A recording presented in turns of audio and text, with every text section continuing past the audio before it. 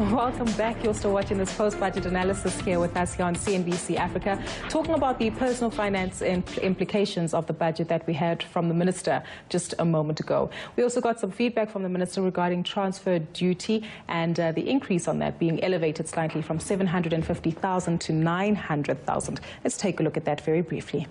The formula for relief will be provided in the affordable housing market, and this is an important measure we are taking to support people in the middle income groups through an increase in the threshold above which transfer duty is paid. Or put it the other way, in the past, if you bought a house for 750,000 rands or less, no transfer duty was paid.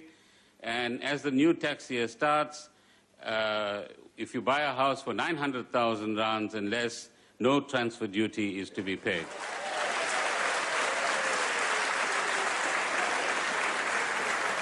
What you hear there is a lot of applause, and clearly that particular segment being met with a great applause and positive reception from the crowd. I just wonder how many MPs actually purchase property for less than 900,000 rand. But on to us, ordinary South Africans, though. Slight reprieve coming through, but there are other elements that might work against the cost pressures and inflationary pressures for ordinary consumers, such as the sugar tax, the fuel levy. But how do we actually manage to balance all of these for the ordinary South African who's sitting there? Wendy? So, first of all, I think it's a fantastic development for the Minister to have increased the, to be able to buy a house for up to 900,000 rand and not pay transfer fees. It just encourages people to invest in property, which I think is great.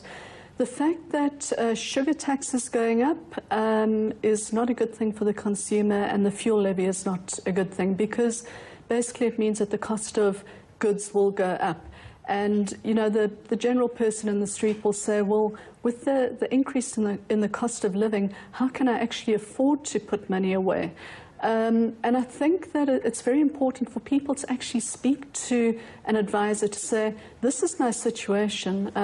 The cost of living is more expensive. I'm aware that I need to save some money. How do I go about doing it, and what is the best way to do it? And the thing which comes to mind then is the tax-free savings account, which I think would be a great incentive for people, especially with children, as you mentioned earlier on.